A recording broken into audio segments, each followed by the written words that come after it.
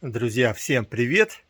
Сегодня у меня видео небольшое, но не по ремонту, а вот об этих вот полках, которые я привез из района Якима.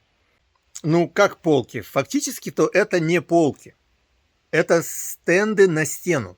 То есть это такие вот сетчатые листы, которые прикручиваются на стену, и получается стенд для товара. То есть туда могут цепляться различные крючки, различные такие палочки выступающие. Вот такие вот корзины, которые я потом покажу.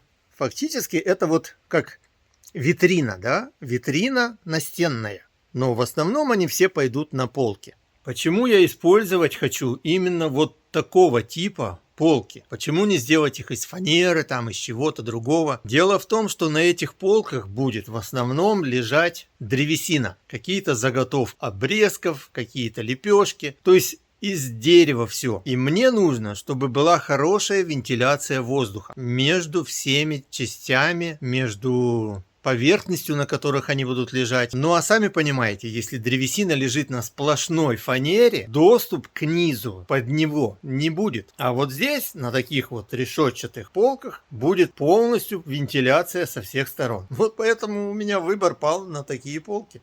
Чтобы понимали, туда ехать 3 часа. 3 часа я потратил на поездку туда, чтобы забрать вот эти вот полки. И тут вот еще такие корзины. 16 корзин, которые цепляются на эти полки. Но это все для домика, который я построил. Это все для него. Кто-то скажет 3 часа ехать за полками. Но смотрите, цена, которую я заплатил за вот эти полки и за эти корзины, всего $250. 250. Потратил на бензин, ну скажем, грубо $50. Итого 300. Если это все заказывать в магазине новое, то вот этот комплект будет стоить порядка $2000. $2000 мне бы пришлось отдать за вот такое же самое. Полки в отличном состоянии, просто что в пыли были. Я их немножко водой обдал, и надо будет потом щеткой пройти. И все, за $300 то, что стоит 2000, ну, поверьте мне, стоит на это потратить 6 часов дороги. Ну и к тому же я посмотрел мир и кое-что для вас пофотографировал. Просто ехал, когда в автобусе фотографировал все это из окна, все, что видел, что считал, может быть, кому-то будет интересным, потому что там природа совсем не такая, как здесь, где я живу.